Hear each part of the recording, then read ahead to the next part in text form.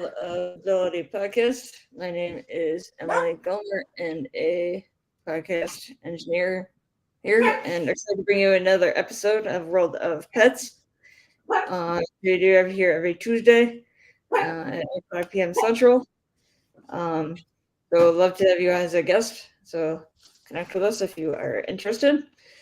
And please check out all of our social media: YouTube, LinkedIn, Facebook, and so on. But further ado, I'm going to pass it over to David to kick us off here. Welcome in, folks. We have got ourselves a second-time guest. Super excited. She has a DR in front of her name, and her name is Paula. I think we're going to talk about cats tonight. Is that right? Are we talking about cats? I don't know. What are you talking about? I thought we were talking about, I don't know, actually. I thought we were talking about old souls or tortoises. I don't know. Whatever you want to talk about. No, we're talking about whatever Debbie said. She's having internet problems, so I didn't get the cliff notes. That's awesome. Okay, whatever. We'll chat. So you do the water cremation, is that correct? I do. Yeah, that's what we Yeah. chatted about last time I was on. I'm happy to be back with you. No, it's welcome back, for real. That's kind of a nice segue. Just you can give us a recap and tell us anything that you didn't cover in the last one. Okay. Recap. I opened a business called Choya Afterlife, Aquamation for Pets. And I provide afterlife care for any animal up to 400 pounds I can fit into my machine. And I do aquamation, which is the water version of cremation, or at least that's what people say. It's not even close to the same, but you get the same thing at the end. You still get powdered remains that I return to you in a beautiful bamboo urn or scatter tube. That's very nice. That's very nice. That's my dog in the background. Her dog's in the background. Yeah. So just bear with us here. And I have a fly situation happening too. Right. And we won't mind if you swat a few in the process, by the way. Awesome. So where would you like to start tonight? I don't know. Do you want to talk about old souls? Because I can give kind of an introduction to old souls. Absolutely. Let's do that. Okay, let's do it. Okay, so I am the executive director of Old Souls Animal Rescue and Retirement Home. We've been a nonprofit since 2010. Started in Las Vegas, Nevada, have moved to a bunch of different places, and have finally settled permanently here in Tucson. And we take in geriatric special needs and hospice animals. And we do that with any kind of animal. So we've got cows and goats and pigs, and you can hear the dogs, cats, tortoises, all kinds of critters are here as long as they are geriatric special needs or hospice. And it's completely volunteer run. I don't take a salary, never have. It is run out of my home, and the rescue doesn't pay to be here. I like every donation to go toward the care of the animals. That's fantastic. So when you say you don't take any money for it, where do you get your funding for all of that? So none of it comes to me personally. It all goes straight into the nonprofit, and it's 100% donations. There's no government grants or contracts or anything like that. It's all just private donations. There are a couple of companies that have donated to us. We're very fortunate. Tractor Supply recently gave us a $15,000 grant so that we could fence the property, keep it safe for the animals. And so things like that happen. Jim Click was very wonderful and just gave us a donation also. But most of it is small donations from private individuals who just follow us on Facebook and Instagram. That's fantastic. We'll do this afterwards as well. But if you want to give a contact info, I like to do it up front and at the end so that people get to hear it twice in case they miss part of it. But where can they reach you and donate? Yeah, well, absolutely. You can donate. The best place to donate is at www.givebutter, GIVEBUTTER, givebutter.com/Old Souls Feel Good Fund. And in that, if you go there, you can see that you can donate either monthly or you can do a one-time donation. The monthly donations are super helpful because then I have an idea of how much is coming in. It costs about $3,500 a month to run the rescue right now as it stands, with the animals that we currently have. And so that is super helpful. And go to oldsouls.org/donate. You can see other ways to donate. So we have PayPal, Venmo, and we have our Amazon wish list, a Tractor Supply wish list, and a Chewy wish list. So if you ever want to send any supplies, we're happy for you to go on any of those lists and send us things that we need. That's wonderful. All right. So what is your updated goals? What are your goals going into the future? Yeah, so the goals going into the future are to massively increase our volunteer base. So right now I am here by myself running this the best that I can. I have a handful of amazing volunteers that come out. We do volunteer day every Saturday morning. So if people sign up to volunteer, they go to oldsouls.org/volunteer. They'll fill out a Google sheet, a Google form, and it pops onto my sheet. And I send out an email every week, usually on Thursday, reminding people about volunteer day on Saturday morning.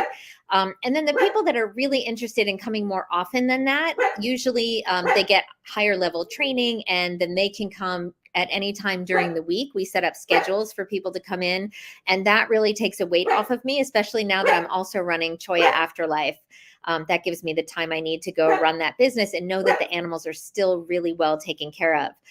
So I am looking for people to do things like, be in charge of the cat room, be in charge of making sure there's always enough food and supplies to really be in charge of inventory. I need someone to be in charge of the cows.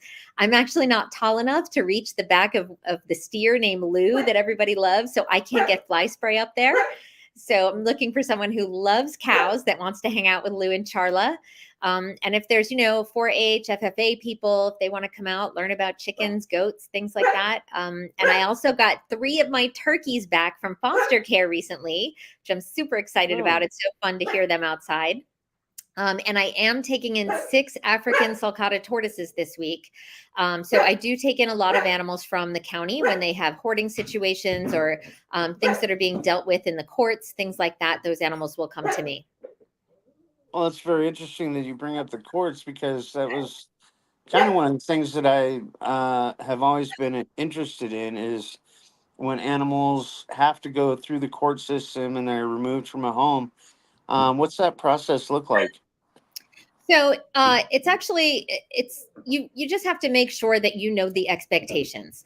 So for example, if the county calls and says, hey, can you take these particular animals because they're being confiscated, at least temporarily, until it goes through the court, then I would hold them here. I don't take any pictures of them. I don't advertise it. As long as it's in the court system, then everything stays undercover until that court situation has ended. And sometimes it takes a couple of months. Sometimes it takes 6 months. There was a time period that I was holding some pigs and tortoises for about 6 months before it made it through the whole system. And then if the people are not awarded those animals back, then there has to be a decision. Either those animals will stay here at Old Souls, I will keep them or adopt them out, or sometimes there's other rescues that might be interested in taking them. So I do try to network with other rescues as well. But everything goes through APS, which is Animal Protection Services, and you have to sign off and understand all the rules of holding on to animals that are involved in basically bond cases. Sure. Well, you say you have everything from tortoises to cows. What kind of operation does that look like? Well, it's basically a farm. So I live on a farm. I've got 5 acres here. 1.5 acres is just dedicated to the animals. So I've got a pretty big kind of double-sided corral for the cows. I do need volunteers to help me secure it because Lou is like a 2,200-pound puppy. And if he sees something on the other side of that corral that he wants, it's over. He's going to get out and Charla's going to follow him. And it ends up being this crazy ordeal of me trying to get them back in. So I really need some help securing those corrals. Right now, they're kind of temporary. And then we've got the goats, and the goats are allowed out. So they stay in their enclosure at night. In the daytime, a lot of times I just let them out. They wander the property. They do their own thing.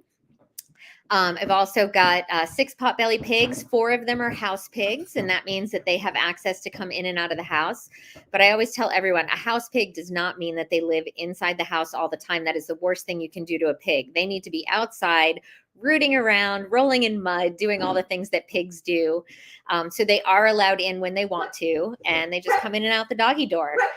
So yeah, it's kind of it's a crazy fun place, and it's usually a black hole of time. So people will come here for a little visit, and they're here and like 4 hours goes by and they're like, oh my goodness, I'm so sorry we stayed so long. But you know what, it's nice having people visit and have people love animals so much that they kind of get lost in time over here. Oh, I'm sure. So not only do you need volunteers for the animals, but you need volunteers for construction too. I do. It is a dream for me to have someone who can actually put a new spigot in for water. I mean, something that simple, but I need someone to volunteer to do that. So there's no spigot out by the cow corral. So you should see the little fiasco I have to do just to get water into their water trough. So you kind of have to go all the way around to turn the water on and turn the water off. So there's a lot of things that could be done to make my life easier if I had the right people here. So different kinds of construction, even inside the house too. So I have, there's 3 cats right now. One of our cats just went to heaven, but there's 3 cats here right now. And my dream is to do like a whole Jackson Galaxy, like cat highway all over the house. So there's shelves up and down everywhere, and the cats can go wherever they want and feel safe up high. So I would love to have somebody build that too. So just there's so many projects that need to be done here. Well, that's fantastic. Do you have a plan as to where you want to start first, and what kind of budget do you need to achieve for that? Yeah, so there's always a plan, except that it's all competing priorities in my head, and it all depends on what the volunteer skills are, right? So I may go, hey, the goat enclosure has to come first because those crazies keep escaping from one side of the chain link, but then someone comes with a different set of skills, and so I'll kind of lean toward that. So it's kind of hard to choose which to go first until I know what kind of skills I have on hand. And for the most part, I really do try to get most things donated in terms of supplies and labor. So that's always the best bet. So sometimes if I see something advertised on Marketplace, I'll go on Facebook and say, hey, I run this nonprofit. If you can't sell this thing you're selling, whether it's corral panels or whatever, consider donating it to us. And there's been a lot of really nice people that have given us some donations that way. So if people are thinking about getting rid of things, it would be great if they can check with not just me, but with other rescues as well, and see what kinds of things we might need, both for the animals and our volunteers. Because the thing that I think a lot of people don't think about is the fact that we really do need to take care of our volunteers. If we don't have the volunteers, we can't run our organization. And so if that means, having snacks ready for them, great. If it means having the soft toilet paper in the bathroom, great. We'll have that too. You know what I mean? Like really basic stuff. But I want them to feel comfortable when they come here. I want them to have, chairs on the back porch so they can sit down and cuddle the dogs or feed the pigs. But I just really want to make sure the volunteers are happy and comfortable while they're here. Oh, that's wonderful. So you're clearly resourceful, and you've got a good network going on. How did you start that? I'm kind of curious. So, I learned a lot when the rescue was in Yuma. So, Yuma was a real changing point for the rescue. Like I said, I started in Las Vegas, and in Las Vegas, it was small, right? Like we had like 8 dogs and 2 cats, right? It was a small thing. I thought I was always going to be this little tiny rescue. And I ended up moving up to Davis, California, kept it small in Davis. And then the next thing you know, I moved to Yuma and the rescue blew up. It was the craziest, most amazing thing you could imagine. There was just such a need for an animal rescue there, and they didn't really have one. And even though we focused on geriatric special needs and hospice, there was still a huge need for that. And we ended up pulling a lot of dogs from the shelter and being able to either rehab them or give them a great place for end of life care. And the people in Yuma were incredible. We had volunteers in my house all the time. And I was working at U of A at the time. I was actually a researcher at University of Arizona stationed in Yuma. And a lot of my job involved travel, but I could totally go away and do my job because I had volunteers who were literally in my house all the time. And so that was amazing. And I realized, just reaching out on social media and having small events, like doing things like restaurant takeovers. So we used to have so much fun doing restaurant takeovers where, you go in and people come in and they say, oh, I'm here to support Old Souls. And the restaurant would give us 10% of their sales from that event. And so that really got a lot of people on board with us. They saw all the good that we were doing, and we just had more and more and more volunteers. And, I was there for about 6 years.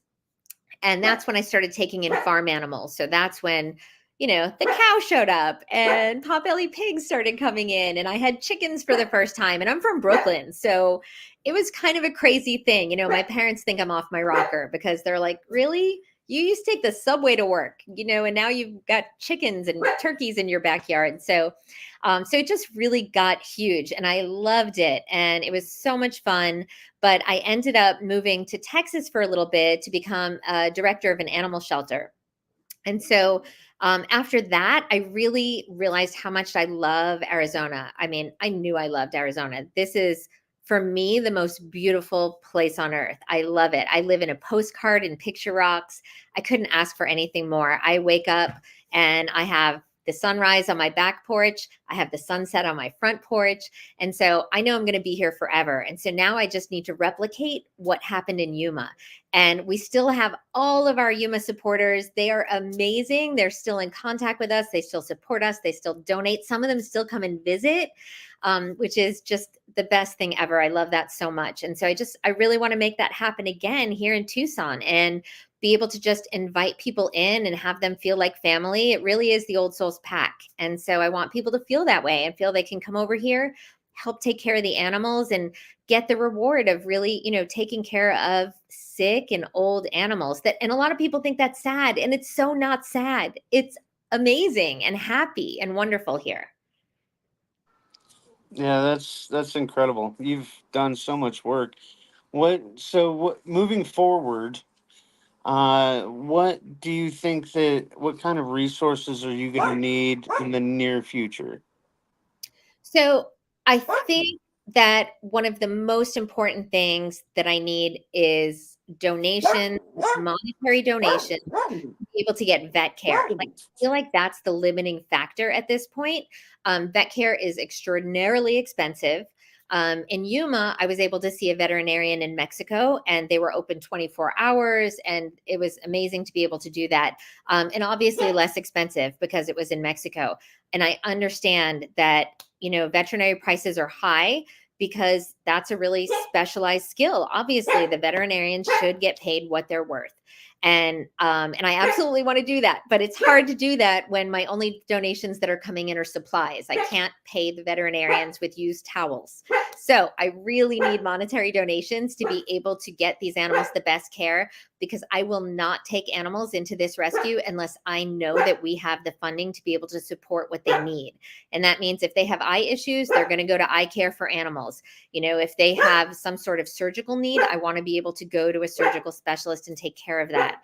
And it's not that they have to have necessarily the best and highest priced of everything. I just want to make sure they're comfortable, and I don't want to work outside of my abilities. You know what I mean? So I won't take in animals that will put the current residents at risk of not getting the care that they need. And so we get asked every single day to take in animals. Every day I have to say no. So there's a huge need here in our community for people to be able to surrender their animals or to get care.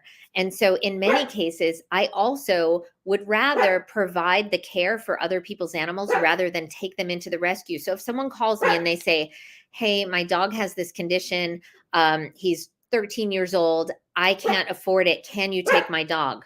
Well, I would rather say, hey, well, what's the condition? What is your vet charging?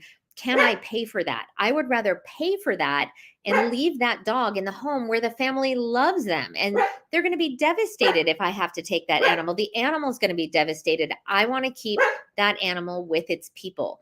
And so if I have monetary donations, not only just for vet care for the animals here at Old Souls, but to keep pets with their people, I think that is incredibly important, because people's lives can get turned upside down when they lose their animal. If you can just think about how much you depend on your animal every day just to wake up and cuddle them, and then to think that you can't afford to take care of them in their old age, like that's devastating to me. It just breaks my heart.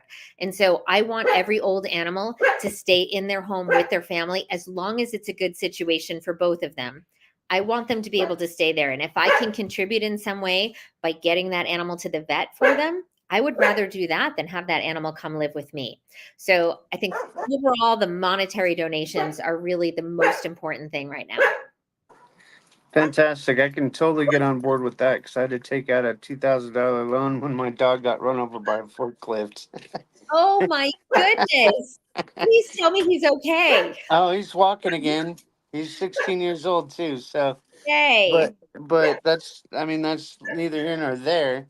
At least I was able to do that, and so I understand the need for that. And so let's triple down on your contact information because I want as many people to hear how they can donate, how they can contact you, and all that. We'll do it again at the end too, though. But go ahead and run through your stuff again. Okay. Best place to find out how to donate, go to oldsouls.org/donate. It's going to show you every way to donate. So PayPal, Venmo, Give Butter, all the places. It'll give you an address where you can send a check if you prefer to do it that way. You can always send me an email at oldsoulsrescue@gmail.com if you want to just interact with me. I'm also on Facebook and Instagram, usually where a lot of activity is on there. You can see all the antics of what goes on here at Old Souls every day. People often ask me why I don't have a reality show. It can get a little crazy over here, especially when the cows escape. So it's a lot of fun. So you can look for us there on social media for sure. And again, we have Amazon, Tractor Supply, and Chewy wish list. So if you want to send an item instead of a monetary donation, we're absolutely happy to take that. That's fantastic. So basically, kind of wrapping it up. Did you have anything that you wanted to tell more about what your project is going on and what you're going to do in the future here? Well, I just want to make sure that everyone knows we are absolutely open to volunteers and people who do community service. A lot of court-ordered community service people come here. As long as there's no violent crimes, no crimes against women, children, or animals, then we're happy to take community service folks here. And they tend to really enjoy their time here and end up sticking on as volunteers. So we love that. And we do take volunteers a little bit younger than some other places. So as long as there is an adult present with them, then kids 12 to 15 can volunteer here at Old Souls. Kids 16 and 17 years old can volunteer on their own as long as their parent or guardian signs the waiver online. And everybody else is absolutely welcome to come. Just fill out the form at oldsouls.org/volunteer. So we would absolutely love that. It would be great. And yeah, all of our projects, we just have so many. If people want to do group projects, there's some companies that do kind of like group activities, team building, that sort of thing. We have plenty of things over here that groups can do. So if you want your team to come over, a group of staff or a group of friends, or you want to celebrate someone's birthday by volunteering for the day, it's a great way to do that. And I wouldn't be sad if you ended up adopting an old animal while you were here. Well, I highly am all about adopting. We've got a lot of rescues around here that I hope to interview some of their management in the near future too. My cousin's done it several times. I really appreciate the work that you do. I think that you're a blessed human being, and I'm really proud of the work that you do. It's so cool. So I guess we can probably, unless you have anything else you want to add, you can just give your contact info one more time. All right, let's do it. You can contact me at oldsoulsrescue@gmail.com. Our website is oldsouls.org, and you can find ways to donate and volunteer on there. You can see some of the animals that are available for adoption.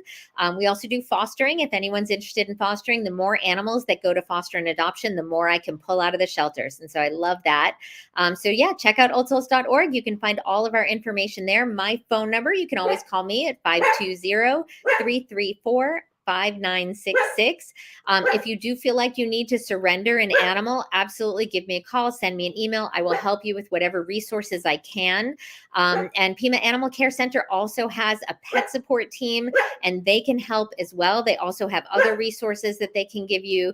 So definitely you can reach out to them as well. I am a partner with Pima Animal Care Center, as are most of the rescues.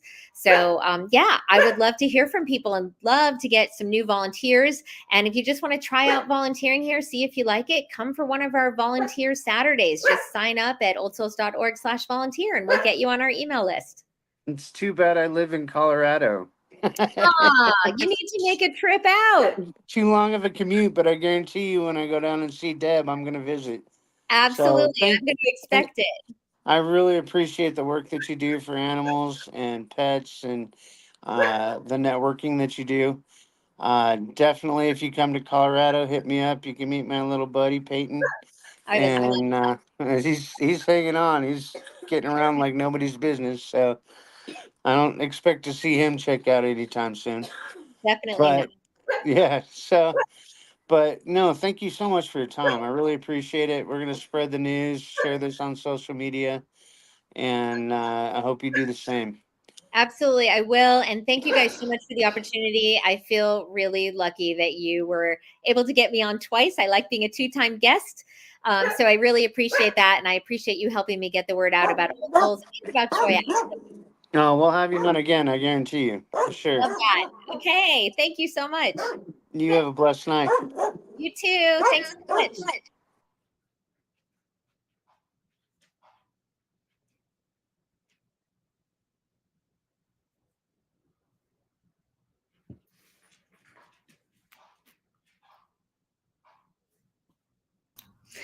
So again, we are here every Tuesday at 8 o'clock p.m. Central. And here's everybody to connect with us if you'd like to be a guest. And also to check out all of our great other organizations that we work with, like the Disability Channel, the PAC Channel, Earl Williams, Wingate Studios, and so on. And I guess until next week, have a safe and productive week, and to stay happy. Thanks, Emily. Thanks, Doctor.